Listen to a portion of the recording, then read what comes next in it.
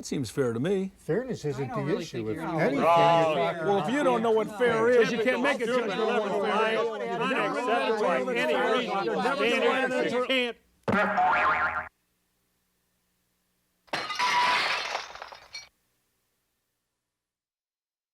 Donnybrook is made possible through the generous support of the members of KETC.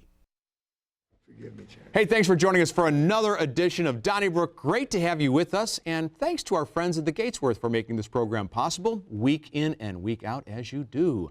Wendy is taking the night off, and we thank Sarah Fenske from the Riverfront Times for sitting in her seat. Thank you so much, Sarah, for joining us once again.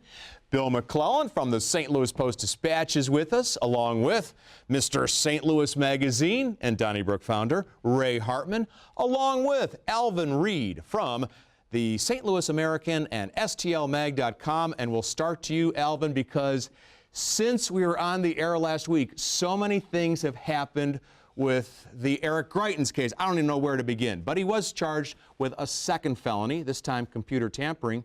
And today, the defense was allowed to depose a couple of witnesses again, and so they tried to depose William Tisby, the investigator out of Detroit, and he pleaded the fifth 50 times, according to published accounts. This is the lead investigator for the circuit attorney. Of course, he's accused of misremembering how many notes he took. He said he didn't take any notes in the deposition. Turns out he had 11 pages. I'm giving our listeners or viewers just the executive summary here.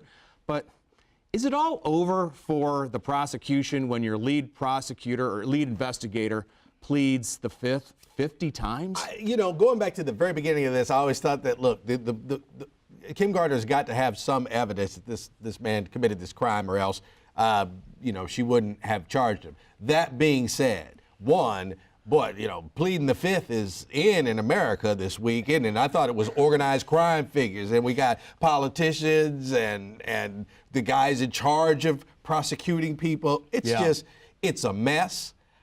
I'm hard pressed to think that the city could actually win this case against him, and quite frankly, the whole case has been embarrassing on both sides, and I think this is I don't know how on both sides. Well, you know, it started being embarrassing in the very beginning, Alvin, when Kim Gardner's spokesperson said that the police wouldn't handle this because it was public corruption.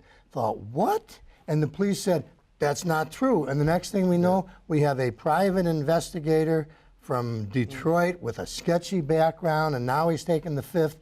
And every day, it seems, every day in the paper, we're reading about another murder acquittal in the city. And I'm thinking, Kim Gardner has just got to straighten her act up somehow. Well, this is you have to say, it's an interesting case in that you actually can't tell who the defendant is without a scorecard. I mean, if you just were kind of passing by, you wouldn't know.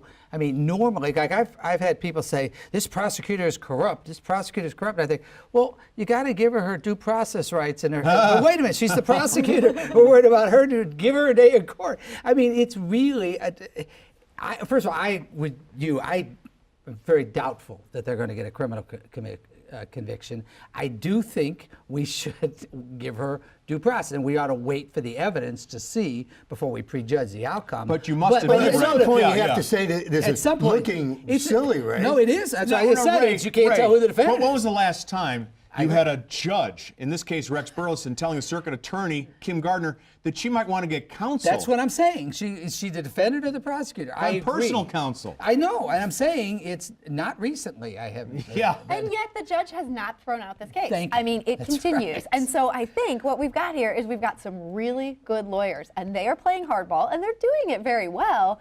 But it's like, is this case really in tatters, or are they just sort of winning the day-to-day scorecard? It's in tatters. No, I don't think you can say that. Because the other day, the judge said to the circuit attorney, who's your lead investigator? Asked her 3 times. She looked to the ground, didn't answer. Finally, Robert Steele, her assistant, jumped up and said, oh, it's Anthony Box. Well, that was for the second case, though. That's for the tampering with the computer case. Yeah, well, he's the guy. Right. I thought you were talking about this case being the invasion of privacy case. But Box was the same guy that they had said wasn't part of it at all. Right. But I thought you were keeping the point two cases is, separate, Charlie. The point is, the woman apparently couldn't lead a one-person parade. It's a mess. Wait till the outcome. I'm with you. I said if I had to call it, because I'm usually wrong, I would call it that I would say it's unlikely they're going to get a conviction. But it is not. You think? I mean, they are going to come in primed to convict this guy. I think it's unlikely they'll get a conviction. However, I just don't understand why everybody is so sure. Like in your case, it's over.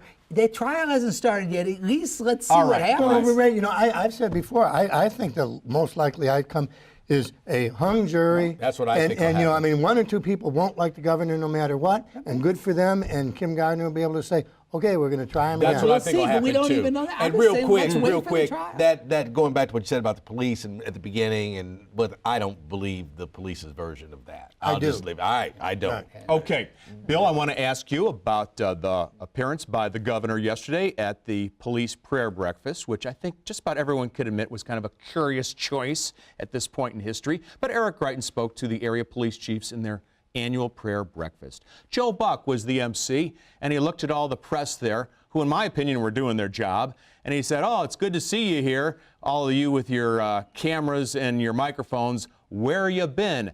And I thought he was kind of going after the press there, and I thought, well, heck, it's the first governor in the history of Missouri to be indicted. Of course the press are there, and we don't need a comment like the kind that Buck gave us yesterday. What'd you think? Oh, I wasn't offended by Joe Buck's comment. His dad was a conservative. He's, emulating his dad. I did think it was a strange choice to have Eric Greitens speak, just because the highest law enforcement official in the state has, turned over the evidence on the mission continues stuff. And, when you have somebody indicted twice, I mean, even though, he's innocent until proven guilty, but the jails are filled with people who are innocent, not yet proven guilty. And I thought it was a strange choice for the police to make, because it does kind of seem uneven.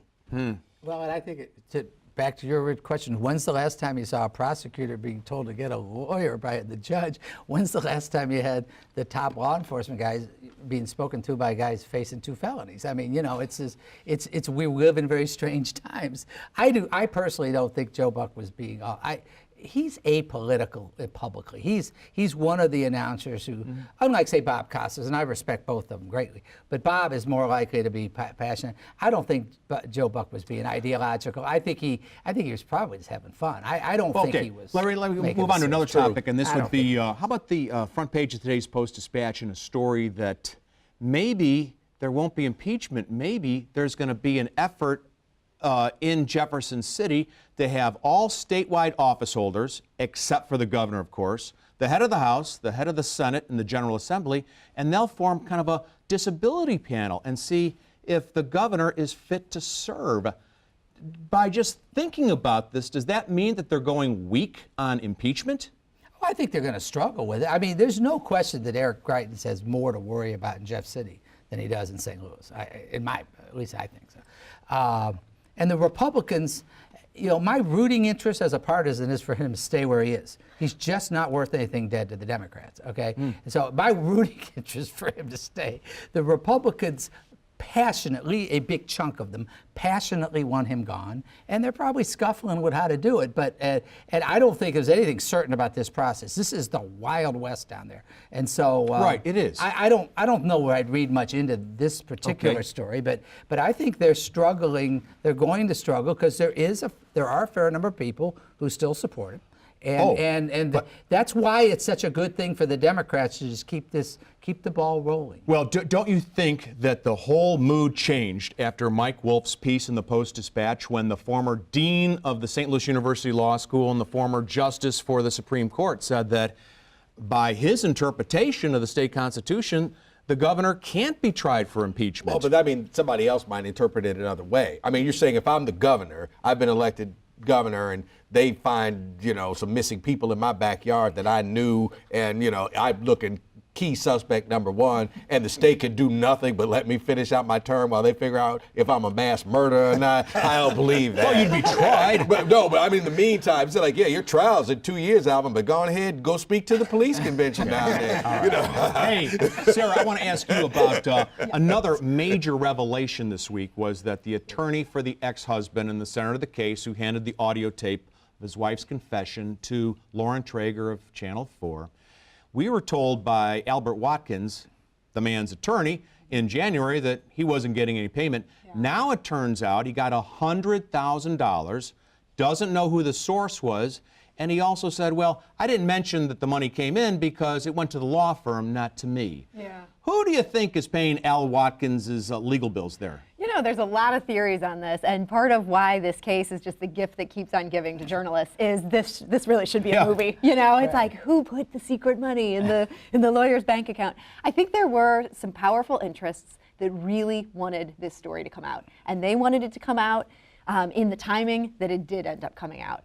And I know that Al has always said, oh, my client was only reacting to forces beyond his control. I think there was a lot of pressure for this story to come out, and I think that's what this money was about. If you look at the timing, it happened even before the KMOV story ran. These were like people who knew what was going on. Now, a lot of people knew what was going on. This was the worst kept secret in town. But it's like there are some people who have something to gain by Eric Greitens being taken out and, say, Mike Parson becoming governor. I think those would be my prime suspects. Well, if I what were... kind of powerful interests are you thinking, Sarah? Well, I mean, there's all sorts of theories about this. I certainly don't have any proof. Right. But, you know, one of the big policy disagreements between the lieutenant governor and the governor is this issue of low-income housing tax credits. Greitens wanted to get rid of the program. Parsons doesn't. Is it possible that that gave somebody some motive to try to whack the governor? I have no idea. But it's like, if I was writing this as a novel, would I try to incorporate that Well, as a plot I don't device? see. I don't know. Now I'll jump one step ahead. First of all, most Democrats don't have $100,000, so I don't think it came from them. not saying But it's I just feel as though that whole, you know, I'm just more with the powerful interest than partisan politics. I don't get a feeling that Democrats put money in his bank account. I think Republicans wanted this out more than Democrats did. Yeah. Sure, the Republicans, you know, because of term limits, you know, they have to look around what they're going to do next. The ones in Jeff City, and if you suddenly take an outsider and put him right on the middle of it, top of it for 8 years, it stops everybody. Yeah. There's a lot of people with motive He here. upset a lot of people's plans when he Right. came out of nowhere. And the easiest thing to forget about Eric Greitens is when he came to Jeff City, going to clean up the swamp and get rid of corrupt career politicians, he could only be talking about Republicans because there virtually aren't any Democrats. So he call himself a Republican, and I'm not questioning his, you know, whether he switched parties or something, but the only people he could be talking about are not my friends in the nomadic tribe wandering around being Democrats at 1 out of 4 or something. I mean, he had to be, so it's easy to forget that. Well, he Sarah, was I wanna talking ask about you. Coster. Let me ask He was Sarah talking about about politicians Right. in general. Sarah had a piece in this week's Riverfront Times. I think you all saw it, and it took a look at Josh Hawley, who's the Attorney General, right? And he wants to be the next U.S. Senator.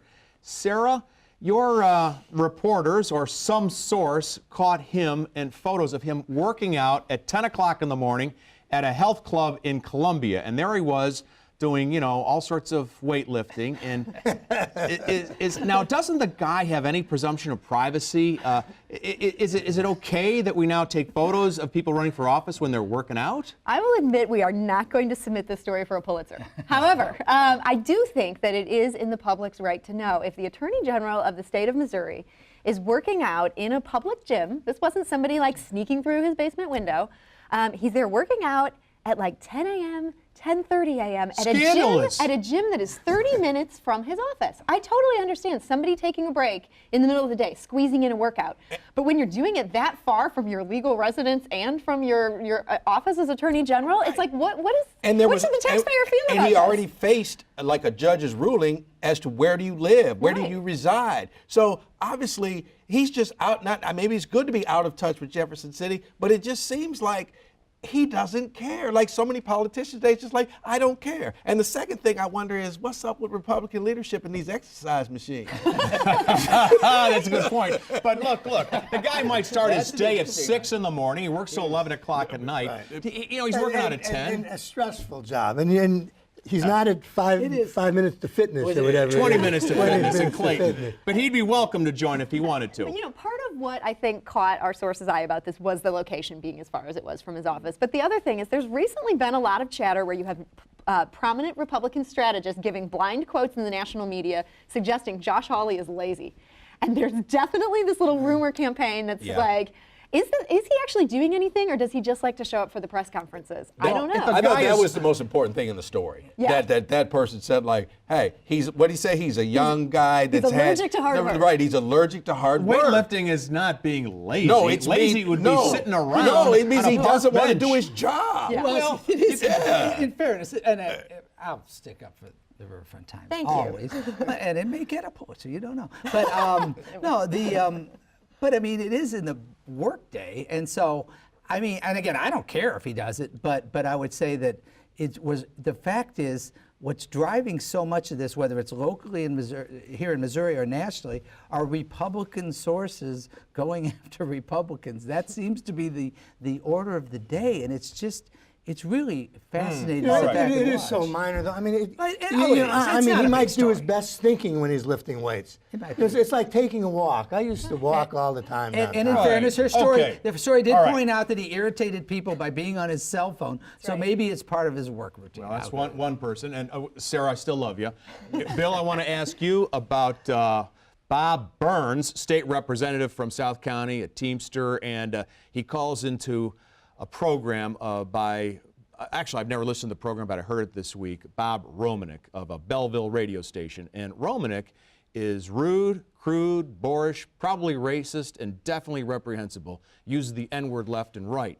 But because Burns called in and praised Romanek, the talk show host, because I guess Romanek actually funds funerals for indigent veterans. That's Bob Burns' explanation.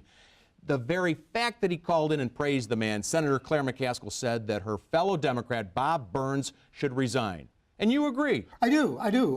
And the call letters of the station are KKK, and I don't listen to it, but I've read excerpts from it. And Burns is not just calling in when they're talking about veterans issues. He's calling in after these racist rants. I think it's reprehensible, and I'm, as somebody who leans to the left, I hate to see a Democrat doing that, and I think he should resign. Yeah, absolutely. The fact that the senator called on him to resign goes back to, I'm running for senator again, and they got to get all the ducks in a row. I mean, look, I don't think the man should be forced to resign, but I tell him, you're stripped of all your committee seats. You are nothing but a guy that comes down here and votes every now and then. And like you say, there are so few Democrats. What fun is that? It isn't it's just like, Claire. It's Bruce Franks. Well, yeah. A lot of folks. What's the Jamila Nasheed. and the minority leader. And I listened to it the other day, and I heard him call Jamila Nasheed the N-word literally 25 times in a row. Just this rant where he kept calling her a greasy N-word over and over and over again. I mean, this is not a guy like Jamie Allman who's kind of controversial. This guy is a menace. It's shocking that he's on the airwaves. It's disgusting even to listen to. Well, I agree. Charlie, However, you know what? It's kind of like the Senator Chappelle Nadell, and she said in a tweet that she hopes the president should be assassinated. At that time, I didn't think she should resign. It should be up to her constituents every 2 years whether she should continue, and that's how I think it should be with Bob Burns. But there's a difference, but no one's saying he should be forced from office. It's one thing, and I think the Democrats are absolutely right in calling for him to resign. They have not tried to invoke some legal strategy, but on the moral high ground, to say this guy isn't a racist is like, I mean, then tell me who is. But I mean, and I think he'd be proud to say he is. But the point is that they really have every right and reason. If the Democrats are going to come back, and I think they can, they've got to stand up for what's right in their own party. Is it possible? It's not political. Well, let me by ask you, Claire. is it political? Because, No, it as you isn't know, political. the Kansas City Times, or Kansas City Star, along with Politico, reported in late March that Senator Claire McCaskill hadn't been in the African-American community in St. Louis. And in fact, Bruce Frank says it's time that Senator McCaskill get her rear end in North St. Louis. No. And then 2 weeks later, she was at Clinton Peabody taking a tour. Is she trying to make amends right now because there are African-American lawmakers who are not happy with her? No, because she's not the only one. The whole party's saying this. Right. And no, she isn't. Claire's a good person. I mean, you can argue about whether she's campaigned enough, but the idea that she's only doing this for political reasons, I think like a lot of people, she's appalled. She's the one politician who's not political. I didn't say she wasn't political. She's very political. In this particular case, she's as appalled as her. I don't think Bill's being political or Sarah. It's just obviously appalling, or any any of us. It's appalling what this whole scenario. Right. So no, Okay, you Alvin, can't let me call it ask you about a politics. story that ran on the front page of the Post-Dispatch on Sunday, and it took a look at ticket revenue generated by traffic tickets in the 89 municipalities in St. Louis County. And since 2014, the numbers have just dropped. Some of them down 90%, probably the average is down 50%. I think police are backing off post-Ferguson, but I also think that they can't make the money off of it, and as a result, they're just not issuing tickets anymore. Well, I think every municipality has a right to, run their business the way they want to, be you North County, Mid County, wherever. I just think this is like, it's finding a happy medium. What was going on in some North County municipalities was like it's just a ticket factory. All our revenue is based on stopping people and generally harassing them because their headlight is out. Then they don't show up in court. Then they end up, that game came to an end. And as a result, you lost revenue. But I don't think it's the police officers deciding, like, I'm just not going to give tickets anymore. I think it is. Now, I'll tell you why, because this week I asked our listeners to send us photos of all the expired temporary tags on vehicles, and I got them from professors at WashU, Tim Fitch, the former police chief. Charlie, you could have done that. No, you could have done it's that. It's epidemic now, never before. All right, so when I was riding around with expired tags in the mid-'90s, it was, why didn't I get stopped? I don't know. I'm just saying. But I thought you just said that people were pulled over unnecessarily. You're saying all of a sudden everybody's just out there riding around on expired tags. And they're like 2-3 years old. People are not. Right now, you can do a U-turn or go the wrong way on a one-way in the city of St. Louis, and you will not be stopped. Let's hope people don't listen to you too seriously, Charlie, right, and exactly. start doing that, and then call and say, "How come I got a ticket?" Right. That's all we need, Charlie. This is regression to the mean. This is getting back to where it should have been before. It was so so obviously racially unbalanced. And, I don't think so. Economic. I do, and I think that. I don't think there's evidence that there's 0 tickets being written, but I think it's... Take a look at 6440. When was the last time you saw a car pulled I over? think this is happy news. This is good. It's fine. You seldom saw that. This is fine. You used to. Look at Frontenac West. used to make a lot of money doing Look that. at West County, not the communities that aren't on the highway and don't play that game out there. If you look at them, I bet you their ticket revenue is about the same. I think it's guarantee you it wild is. west out there. And we're going to go to you, Ray, on potty parody. Another story out of the Riverfront Times this week where the Reverend Larry Rice wants homeless people to go into restaurants and other establishments with video cameras and ask to use the restroom. And if they can't use the facilities, he wants them to videotape it and make a scene. What do you think? Should someone who's homeless have access to a restaurant's restroom? I think restrooms have a right to have. It's Larry being Larry. First of all, I think his intentions are good because he's drawing attention to a really important issue, at least. Well, part of an important issue. The real issue with regard to homelessness is getting permanent housing. So that's really what I'd like to see him talking about more. But secondarily, the lack of public rest facilities for people is a big problem. You cannot, I think that, sure, it'd be nice if as many restaurants can accommodate people as are willing to, but if a restaurant has a policy that the restrooms are only for customers, whether it's during St. Patrick's Day or Mardi Gras or wherever it is, as long as they're even-handed and consistent about enforcing it, nobody has a right to their restroom. Well, the good folks, not all, but the good folks downtown wanted to close the shelter because the shelter got in the way of their happy living down there, all right? So now the homeless don't have any place to go to the bathroom. So now Larry Rice is, saying like, hey, they should get to, go here, go there. So once again, the people are saying like, well, no, we took away where they're going to live. Let's take away where they can go to the bathroom too. Let's just make them invisible people.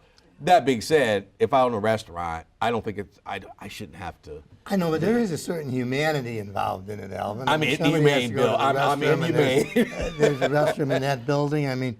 It's hard to argue with Larry Rice on this, I think. I think restaurants are going to be terrified at this moment in time because of what happened to Starbucks. They don't want to be kind of telling people they can't use the facilities, but I think some of these businesses that are situated non-strategically compared to where the new homeless shelter is, this is going to be super awkward for them, and it's unfortunate because it's like the city should have some safety net for people Bingo. where they can find a place to pee with dignity. Well, you know, that's the funny thing Responsibility because should in be. other cities, Seattle, San Francisco, Portland has the Portland loo, Yeah. and it seems to work pretty well. And, you know, in France and Paris, they have the urine-trottoir, which they turn the urine into compost. And, No, and I think that's these a are great, innovative that's solutions. and good for Larry Rice to bring attention to it, but that doesn't necessarily mean that it's fair to expect in the short run, and it's also not fair to assume that every restaurant wanted that. Right, well, the city in the shelter short run should do something, I right? agree. The city should and put that's why I up say places. good for him,